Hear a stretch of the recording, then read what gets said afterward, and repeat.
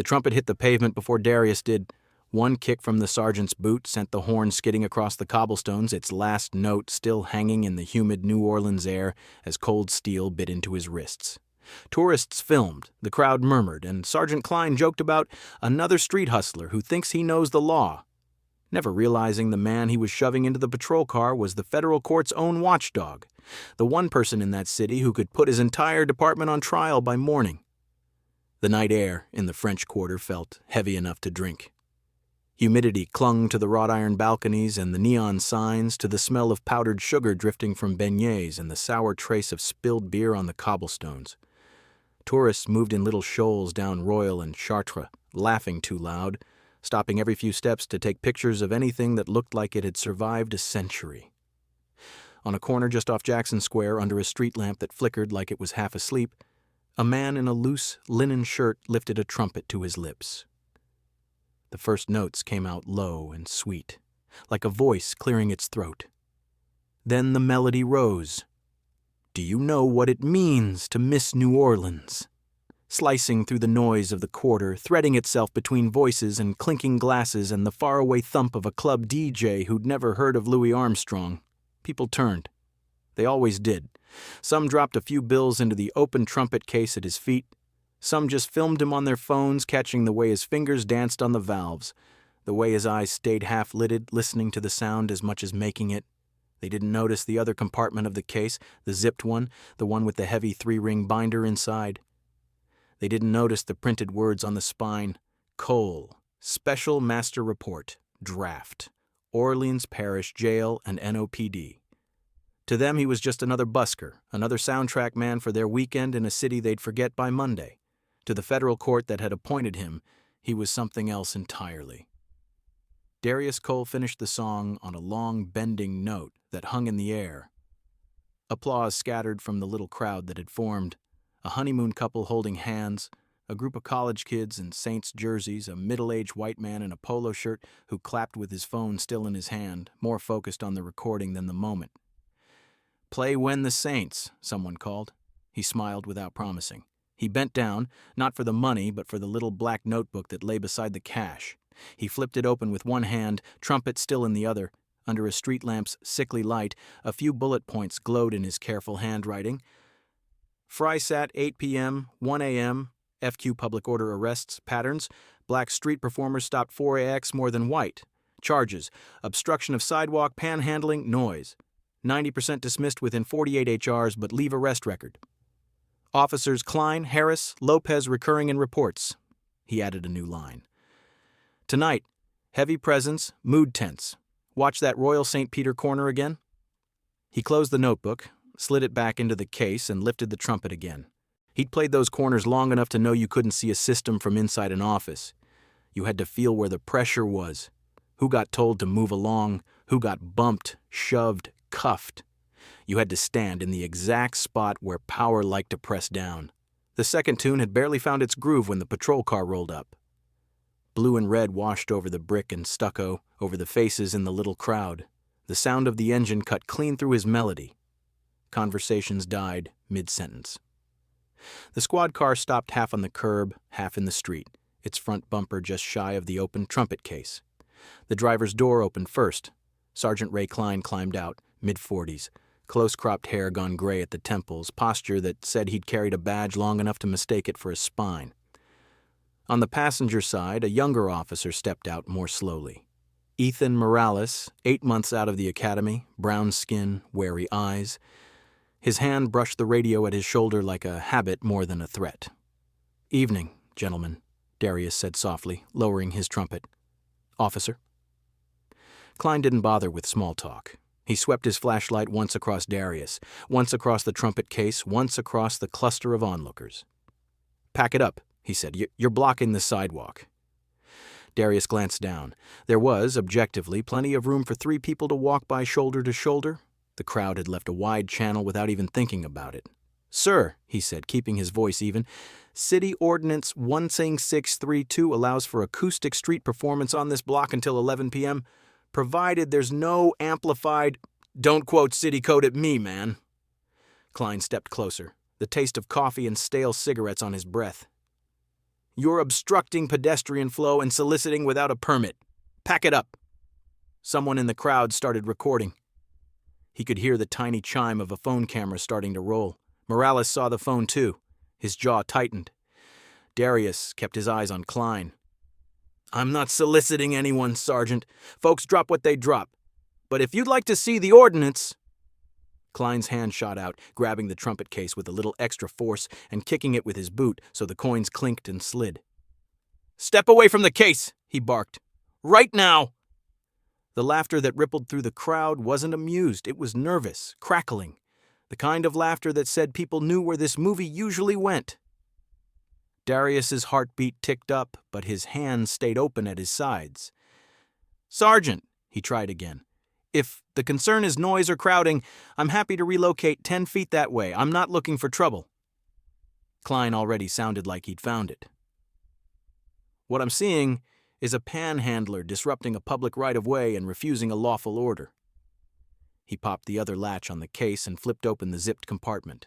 Papers, a thick binder, a folder with the federal court's seal.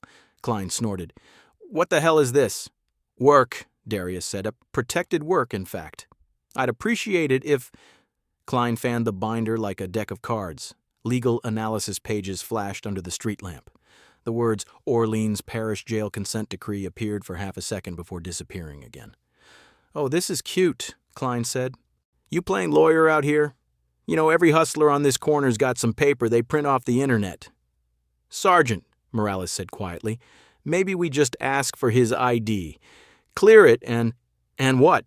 Klein turned on him with a quick glare. "And walk away so he can be back here tomorrow blocking the sidewalk again?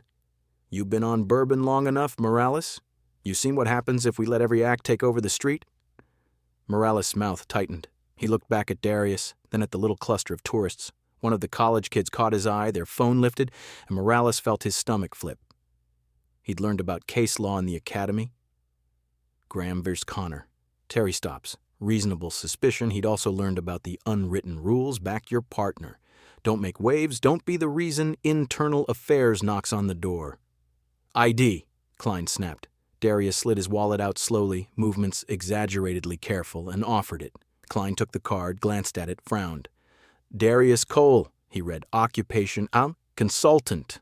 "That's accurate," Darius said. "Consultant for what?" Klein demanded. "He doesn't have to answer that, Sarge," Morales said before he could stop himself. "Not unless—" "Morales!" The single word hit like a slap. "Walk the perimeter, make sure the crowd stays back." It was an order and a warning. Morales obeyed, stepping away, but his dash cam and body cam were both running, little red lights blinking like conscience. Klein looked back at the ID, at Darius's calm face, at the binder in the case. Something in him bristled at the composure. "Hands on the wall," he said. "Turn around." A murmur ran through the crowd. Darius didn't move. "On what charge?" he asked quietly. "You want the full list?" Klein's voice rose, playing for the phones now, too. "Obstruction of a public way, unauthorized solicitation, failure to obey a lawful order. You push it, I'll add resisting." "I'm not resisting," Darius said. "I'm standing." Klein stepped forward, grabbed his arm with more force than necessary, and spun him toward the brick. The impact jarred the trumpet out of Darius's hand. It clanged against the sidewalk, the bell denting with a sick, metallic thud. Someone gasped. Someone else cursed under their breath. Morales stopped, every instinct telling him to turn around and step in, to say something, to say anything. And every other instinct screaming that a rookie who checked his own sergeant on camera didn't last long. The cuffs bit cold into Darius's wrists. "This is an unnecessary escalation," Darius said, breathing in damp brick and cigarette dust. "And it's being recorded, Sergeant." "Yeah," Klein said, "it is." He shoved Darius toward the patrol car. "So, let it." The ride to the station took 10 minutes, long enough for rain to start. Fat drops smeared blue and red across the windshield. In the back seat, hands cuffed behind him, Darius watched his own reflection jitter in the glass, caught between the city lights and the dark. He could have told them, could have said it plainly. "I work for the federal court. I am the special master assigned to oversee your department's compliance with a binding consent decree. I write reports that the judge reads, and those reports decide what happens to your budget, your promotions, your careers." He'd said versions of that in other cities, other departments. Sometimes it changed the tone, sometimes it made it worse. Tonight, he'd decided to let the process speak for itself. Up front, Klein was talking, the way men did when they needed their own echo chamber. "Seen this 100 times, he said, mostly to the windshield. "Guy with a hustle. Thinks knowing a couple of code words is going to scare us off. Ordinance this, Fourth Amendment, that." Morales drove, eyes fixed on the road. "He was calm," Morales said. "He wasn't drunk. He wasn't causing trouble." "Crowd around him, money on the pavement, blocking half the sidewalk? That's trouble." Klein flexed his hand on his knee. The adrenaline hadn't faded yet. "You start letting that slide, you wake up one day and the quarter's gone. Tourists don't feel safe. City dries up. Our paychecks, too." Morales didn't answer. He'd grown up in the city. Knew the quarter had lived on music long before it lived on tourists. Knew the sound of a horn crying into humidity wasn't a threat. It was a heartbeat. He also knew he was 8 months into probation and still paying off academy debt. He glanced at the rearview mirror. Darius met his eyes for a second. There was something there that made Morales look away quickly. No fear, just assessment. The look a doctor might give you if you walked into their ER bleeding and insisted you were fine. They rode the rest of the way in silence. Booking went the way booking always went. Fluorescent lights that hummed like they were angry. A counter scuffed by 1,000 elbows. A watch commander whose attention was divided between 3 screens and a half-empty cup of coffee. "Obstruction, unauthorized solicitation, failure to obey," Klein said, sliding the half-completed form across. "French Quarter. Crowd was getting heated. We de-escalated." "Uh-huh." Lieutenant Harris signed where the sticky note told him to sign, not bothering to flip the page and read the narrative. "Print him, picture him, property in the locker. DA can kick it if they feel like it." He glanced once at Darius. All he saw was another black man in a rumpled shirt and cuff marks on his wrists. "We clear on ID?" Harris asked out of habit. Klein shrugged. "Says he's a consultant, claims he knows city code. We'll verify in the morning." Darius watched the paper slide into the stack, watched his name become a line in a system he'd been auditing for months. Ink on fingers, cold camera flash, wallet, keys, phone, trumpet case, all slid into a plastic bin, labeled with a number instead of his name. "Any medical conditions?" the officer doing intake asked in a bored tone. "Hypertension," Darius said. "Managed. I'm fine." "Any medications on you?" "In my apartment, not on me." The officer ticked boxes, already moving on. 5 minutes later, a heavy steel door clanged behind him. The holding cell was concrete and metal, the same off-white paint you could find in 1,000 lockups across the country. One bench bolted to the wall, one toilet with no seat. One other occupant stretched out on the bench, snoring softly, the sour smell of cheap vodka seeping from his pores.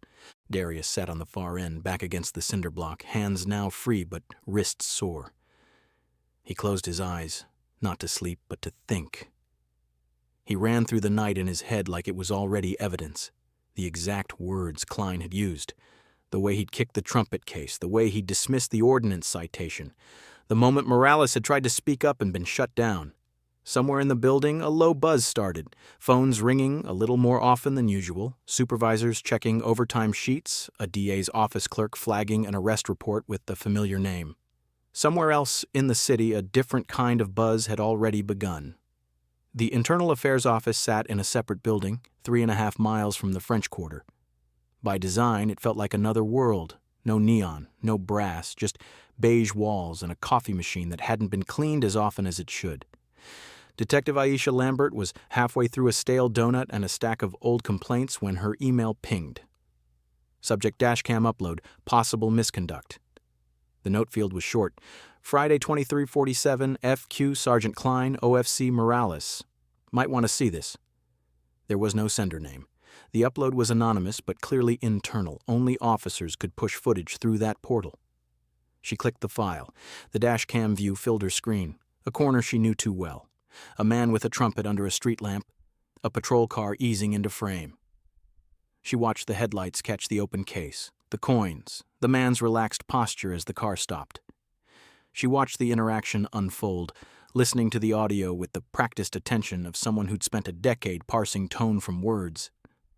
She paused once, then zoomed in on the man's face as he turned toward the light. Frown lines she recognized from a photograph in a federal order. The composure she'd seen in person once across a conference table where he'd calmly listed her department's failures line by line.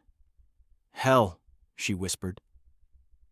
She opened a different file, the consent decree that had put NOPD under federal oversight, so scrolled to the appendix.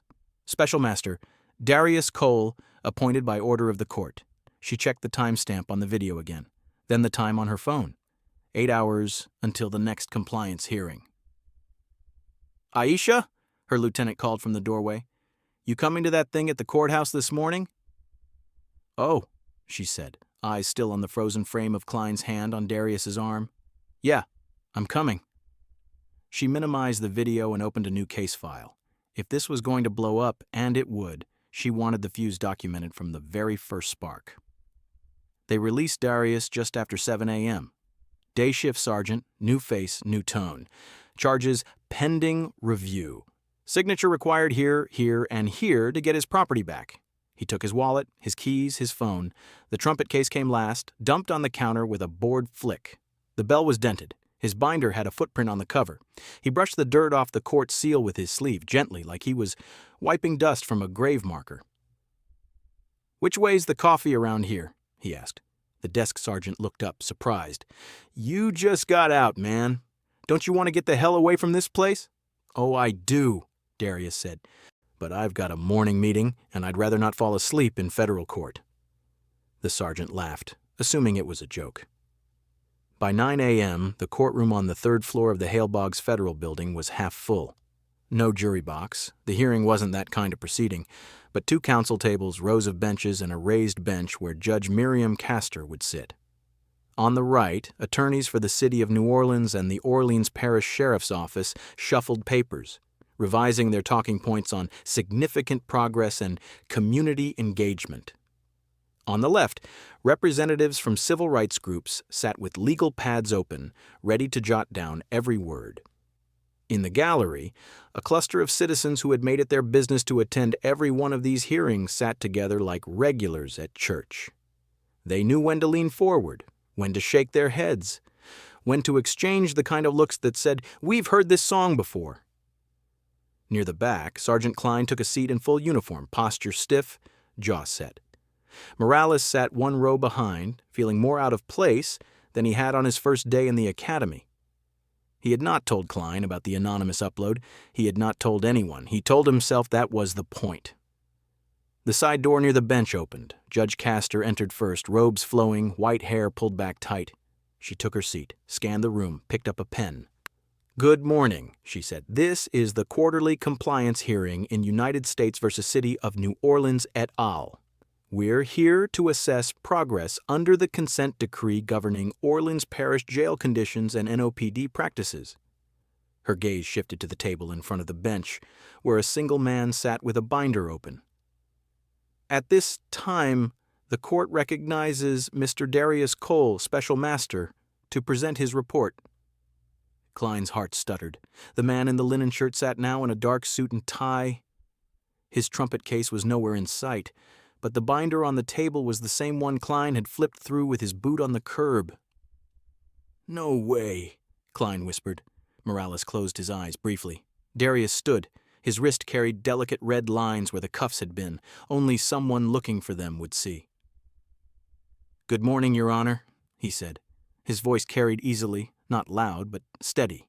The same voice he'd used to tell Klein about city ordinances.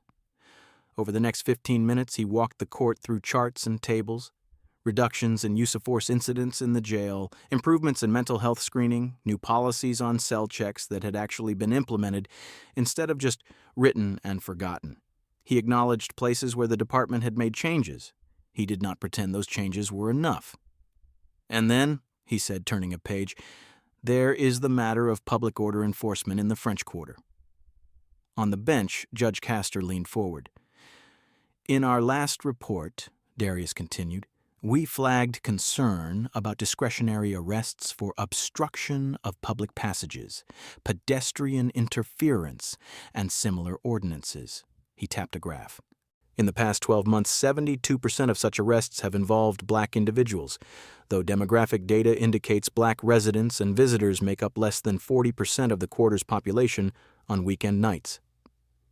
He let that sit for a moment. In the last 90 days alone, we've documented multiple incidents in which street performers, particularly black male musicians, were arrested, booked, and released without charges being filed after spending a night in custody. These arrests rarely generate formal complaints. They do generate criminal history entries. At the defense table, the city attorney shifted in his seat. As of last night, Darius went on, flipping to the final tab, we have one more incident to consider, one that this court should examine in detail. He nodded toward the gallery. Detective Lambert, if you would. Aisha rose from her bench seat, a flash drive in hand, and approached the clerk. Moments later, the courtroom monitors flickered to life.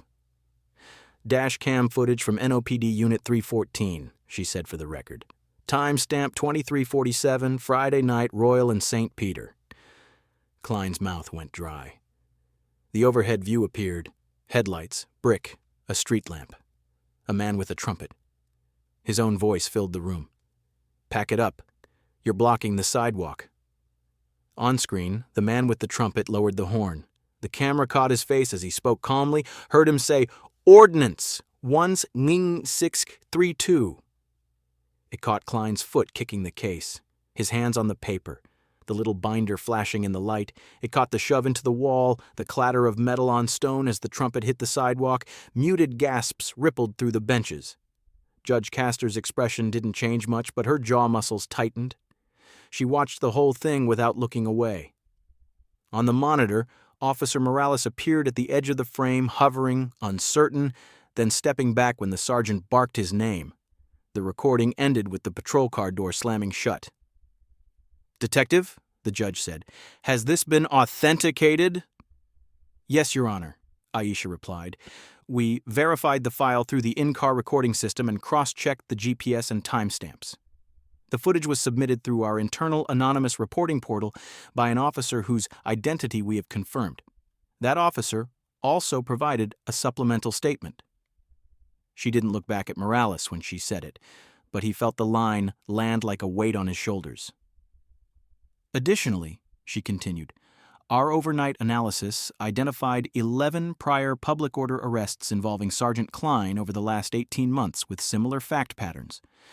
Black male subjects, street performance or sidewalk presence, discretionary charges that were later declined by prosecutors.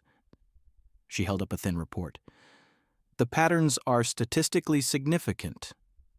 Sergeant Klein, Judge Castor said, her voice very quiet, would you please stand?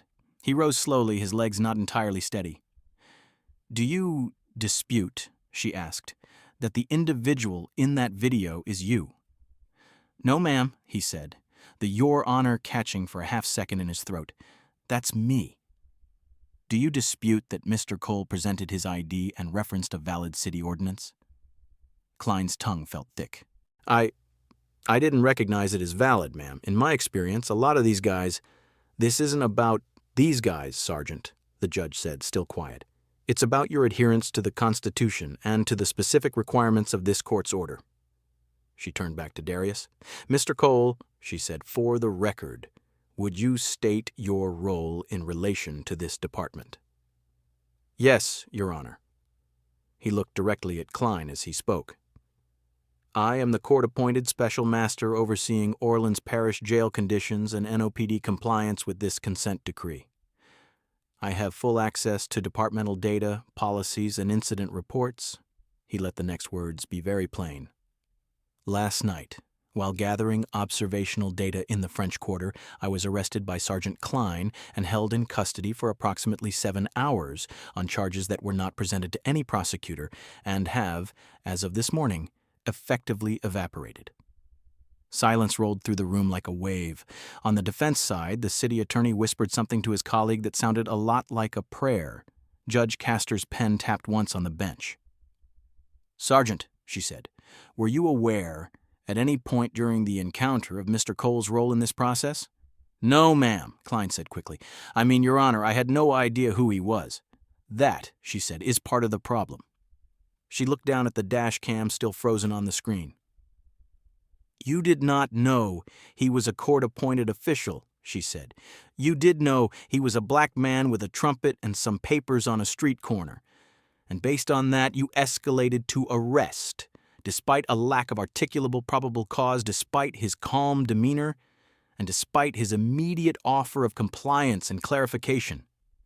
Her gaze cut to Aisha. "Detective Lambert, you'll be opening a formal investigation into Sergeant Klein's conduct, yes?" "Yes, Your Honor," Aisha said, "effective immediately. We have also flagged the 11 prior incidents I referenced for full review." "Very well," Judge Castor said. "Sergeant Klein, pending that investigation, this court is recommending your immediate removal from any assignment involving discretionary public order enforcement. I will be issuing a written order to that effect." She looked at Morales. "Officer Morales," she said, "please stand." He did, throat dry. "You were present," she said. "Your body cam corroborates the dash cam footage. You did not intervene. You did, however, submit the footage anonymously to Internal Affairs. Is that correct?" He swallowed. "Yes, Your Honor." "You understand the risk to your career," she said, "posed by reporting on a senior officer?" "Yes, ma'am," he said. Yes, Your Honor." "Why did you do it?" He thought of the academy lectures of video after video in which officers stood by and said nothing. He thought of his father, of the day they'd watched one of those videos together in their living room, his father's knuckles white on the arm of the chair. "Because it was wrong," Morales said softly. "Because if I stayed quiet, I'd be part of it. And because I took an oath to uphold the law, not just back my partner." A small shift moved through the benches. One of the community activists nodded once, like a tiny vote of confidence. "Noted," Judge Castor said. "This court will include your actions in its written findings. The department will be strongly encouraged to protect officers who report misconduct in good faith rather than punish them." She turned back to Darius. "Mr. Cole," she said, "based on your report and the evidence presented today, what additional remedies does the Special Master recommend regarding public order enforcement in the French Quarter?" Darius had a separate section in his binder for that. He opened it. "First," he said, "a moratorium on custodial arrest for nonviolent public order offenses in the quarter, absent clear and documented threats to safety. Summons instead of cuffs whenever possible. Second, mandatory quarterly training for all officers assigned to the French Quarter on bias-free policing, the cultural history of street performance in New Orleans, and the content of the very city ordinances they're enforcing." A tiny ripple of rueful laughter moved through the room. Even the judge's mouth twitched once. "Third," Darius continued, "a transparent public dashboard reporting all public order stops and arrests by race, location, and outcome updated monthly. If this department is going to claim it's policing behavior and not bodies, the data should bear that out." He paused. "And finally," he said, "a clear written directive that street musicians playing acoustically within noise limits and allowing pedestrian flow are to be treated not as nuisances but as part of the cultural fabric this city claims to celebrate." Judge Castor listened, pen moving, eyes flicking to the city's attorneys. "Counsel for the city," she said to Chastille, "do you see any reason this court should not adopt those recommendations as part of the consent decree's remedial measures?" The attorney cleared his throat. "We have concerns about officer discretion being overly constrained." "The officer discretion that led to last night's arrest," the judge said mildly, "is precisely what we are here to constrain." The attorney shut his mouth. "In that case," she said, "the court will be issuing an amended order incorporating Mr. Cole's recommendations. The city and NOPD will have 30 days to submit an implementation plan."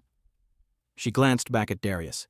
"And, Mr. Cole," she added, "I trust you will continue your field observations."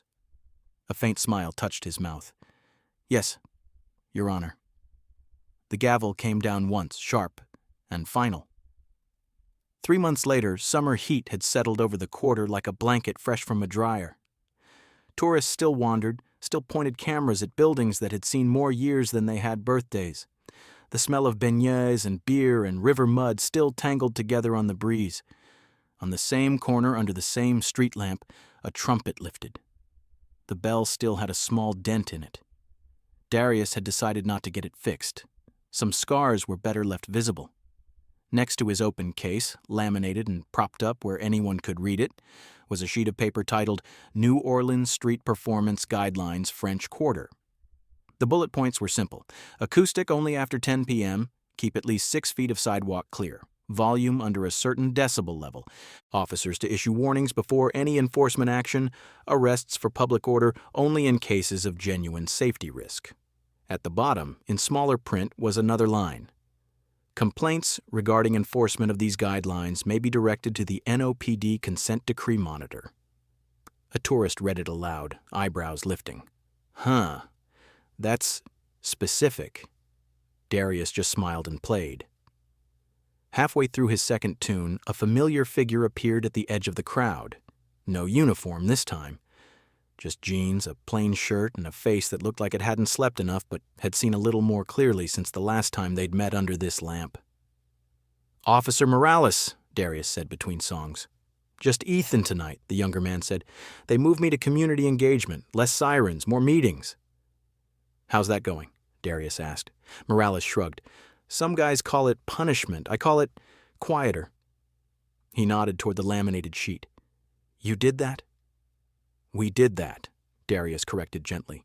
"Took a judge, a monitor, an IA detective, a few hundred angry citizens, and one rookie who decided he'd rather have a hard career than an easy conscience." Color rose in Morales' cheeks. "I just sent a file."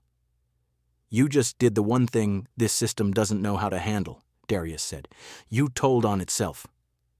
Morales looked down at the dented trumpet. "I'm sorry about that," he said. Darius lifted the horn, turning it so the little crease caught the light. "I thought about getting it fixed," he said. "Then I realized, every time I see it, I remember exactly what we're trying to bend away from." He brought the trumpet back to his lips. "You sticking around for a song?" he asked. Morales nodded. "Yeah, I think I should hear what the quarter sounds like when it's not surrounded by cuffs." Darius started to play. The notes slid out into the night.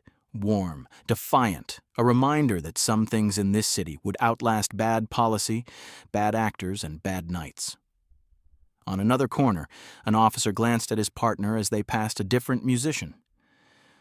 "Noise complaint?" the partner asked. The officer shook his head, nodding toward the laminated guidelines taped to a nearby lamppost. "Nah," he said. "He's good. Let him play." Above them, a balcony full of tourists clapped along, not knowing they were witnessing the quiet edge of a revolution.